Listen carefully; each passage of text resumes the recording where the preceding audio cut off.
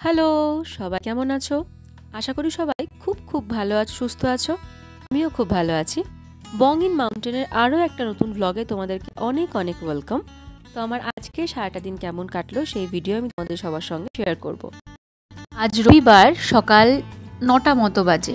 এই সবে আমার সকালটা আজকে হলো। মিনিট 15 হলো ঘুম থেকে উঠে ফ্রেশ হয়ে নিয়েছি।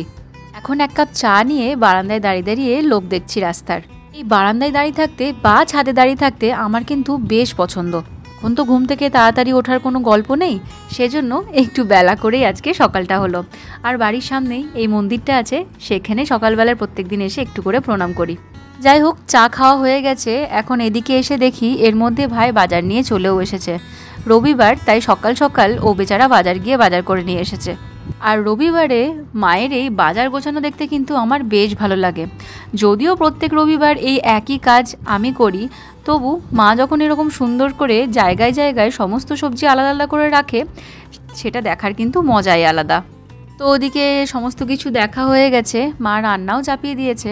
আমি জলখাবার খাওয়ার পর এখন 11টা মতো বাজে, এক বাটি আমাকে আম কেটে দিয়ে গেছে, সেটাই আয়েশ করে বসে বসে খাচ্ছি। এবার গরমে সেভাবে রাবাংলায় আম খাওয়াই হয়নি, তাই এখন ডেলি একটা করে মা আম কেটে দেয়, ভালোও লাগে খেতে। আর এই দেখুন, আজকে বাড়িতে ভীষণ স্পেশাল একটা রান্না হচ্ছে, কচুর শাক।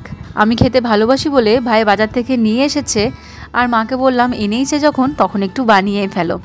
আমি তো সেরকমভাবে কচুর শাক বাছতে বা কাটতে জানি না, এই জন্য এই কচুর শাক খাওয়ার জন্য আমার মা কিংবা আমার শাশুড়ি মায়ের ওপর আমাকে ডিপেন্ড করতে হয়। বাড়ি আসলে মা বানিয়ে খাওয়ায়, আর শাশুড়ি মা যখন রাবাংলা যায় তখন ওনাকে বাজার থেকে এনে দিই, উনি বানিয়ে খাওয়ান। তবে আজকে মাকে বলেছি কাটাটা না শিখলেও তুমি একটু রান্নাটা শিখিয়ে দাও, সেটার জন্যেই এখন রান্নাঘরে দাঁড়িয়ে আছি। একটু চিংড়ি মাছ দিয়ে কচুর শাক হবে, তাই প্রথমেই চিংড়িগুলোকে একটু তেলে ভেজে নিচ্ছে। তারপরে ফোড়ন দিয়ে শাকটাকে একটু ভাপিয়ে রেখেছিল আগে থেকে, সেটাই দিয়ে দিল। এটাকে একটু নেড়েচেড়ে ভালো করে তারপরে এখানে ওই অল্প করে নুন, মিষ্টি, হলুদ, লঙ্কা গুঁড়ো, জিরে গুঁড়ো, ধনে গুঁড়ো সমস্ত মশলাগুলো দিয়ে দিয়ে একটু ভালো করে কষাবে।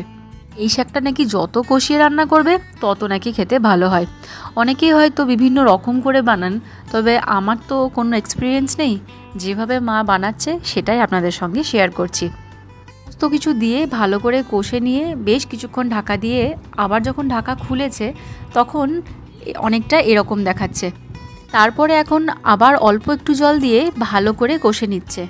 এরপরে বেশ কিছুটা ঘি আর নারকেল কোলা দিয়েছে।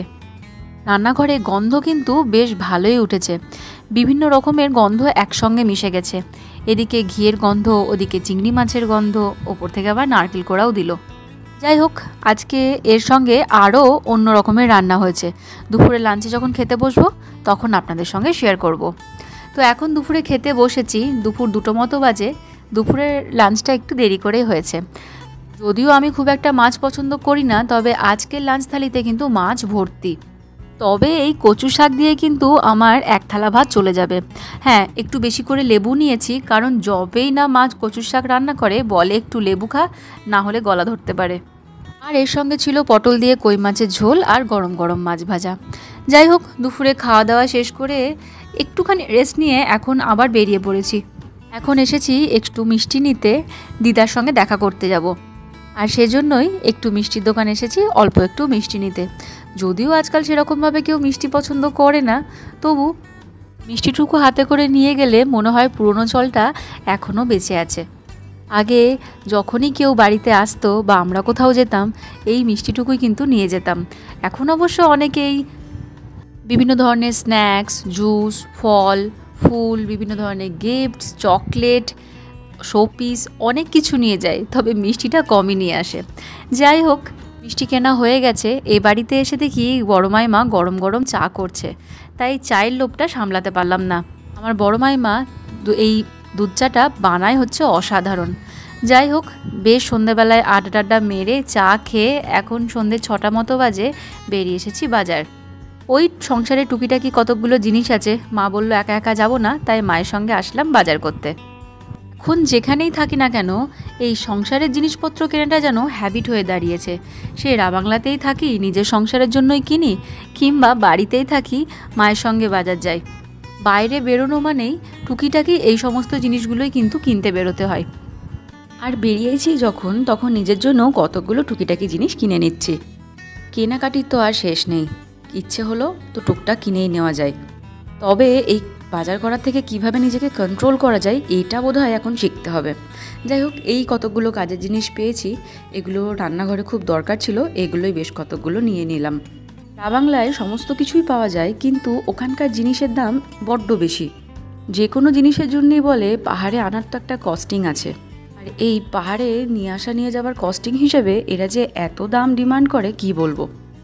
প্রাইস যা আছে সেটা তো একদম ডিটো নেয়, কোনো ছাড় তো নেই। আবার অনেক সময় এরকমও হয়েছে এক্সট্রাও কিছু দিতে বলে। এই রকম অদ্ভুত অভিজ্ঞতা থেকে এখন বাড়ি আসলে যতটুকু পাই ততটুকু নিয়েই যাই। আর যেটুকু বাংলায় না কিনলেই নয়, সেটুকু তো কিনতেই হয়। ডেলি বেসিসে সব কিছু শিলিগুড়ি, গ্যাংটক কিংবা এই বাড়ির থেকে তো বয়ে নিয়ে যাওয়া সম্ভব নয়, তাই উপায় না থাকলে কেনাকাটি করতেই হয়। এখানে আরও কয়েকটা জিনিস টুকিটাকি নেওয়া আছে, বাজারে আসলে হাজারটা জিনিস মনে পড়ে। এই যে ছোট ছোট এই কৌটোগুলো নেব। এই কৌটোগুলো না ভীষণ কাজের, এইগুলো নীলকে লাঞ্চ প্যাক করে দিতে ভীষণ সুবিধা হয়। ওই কখনো হয়তো এক্সট্রা একটা মিষ্টি কিংবা একটু স্যালাড কেটে দিলাম, কিংবা একটু ফল কেটে দিলাম, কিংবা কোনো সস বানিয়ে দিলাম, তখন এগুলো কাজে লাগে। যাই হোক, কেনাকাটা করে বিল মিটিয়ে এখন বাড়ি চলে এসেছি। আর বাড়ি থেকে ফ্রেশ হয়ে এখন সোজা চলে এসেছি মুভি দেখতে। বাড়ি আসলে এই একটা আরও এক্সট্রা কাজ হাতে থাকে। বাংলায় তো আর মুভি হল নেই, আর আমি মুভি দেখতে ভীষণ পছন্দ করি, স্পেশালি হলে গিয়ে।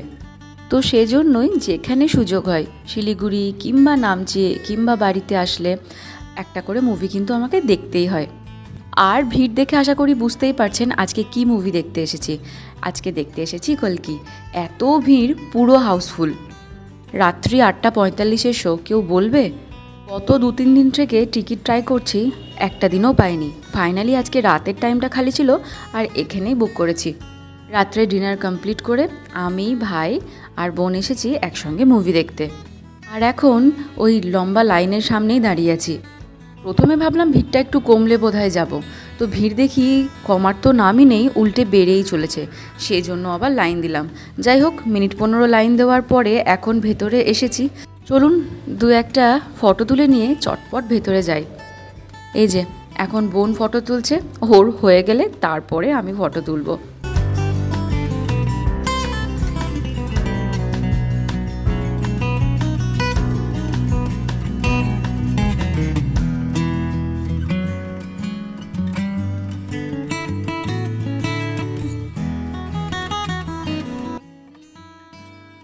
তো এখন বেশ কিছুক্ষণ মুভি হওয়ার পরে হচ্ছে ইন্টারভেল। এতক্ষণ যে কি দেখলাম কি বলবো। অনেকেরই হয়তো ভালো লাগতে পারে, আমারও যে খুব একটা খারাপ লেগেছে সেরকমটা নয়, তবে যেরকম আশা করেছিলাম সেরকমটা নয়। ওই কিছু একটা হচ্ছে, এন্টারটেনিং ব্যাপার, সেটাই দেখছি বসে বসে। তবে এই অনেক দিন পরে একসঙ্গে সবাই মিলে মুভি দেখতে এসেছি, আর হলে মুভি দেখার মজাই তো আলাদা, সেটা আমি খুব এনজয় করছি। আর এখন কতগুলো সেলফি তুলে নেওয়ার পালা। ভাইকে দিয়েছিলাম ফোনটা ফটো তুলতে, ও দেখি আমাদের সবার ফটো বাদ দিয়ে নিজের একারই ফটো তুলে যাচ্ছে। ফোন হাতে পেলেই এরকম উল্টোপাল্টা করে, স্পেশালি আমি যখন ওকে ফোন দিই। যাই হোক, আমার ভাই তো শুধরোবে না। তো চলুন বাকি মুভিটা দেখে শেষ করি। তো রাত্রি 12টা মতো বাজে এখন, মুভি শেষ করতে করতে প্রায় রাত 12টা বেজে গেল। চলুন এবার বাড়ি ফেরার পালা। কী যে দেখলাম কি বলবো। আজকের ভিডিওটা বরং এখানেই শেষ করছি। পরে আবার কোনো একটা ভিডিওতে আপনাদের সঙ্গে দেখা হবে, কথা হবে। ততক্ষণের জন্য সবাইকে টাটা।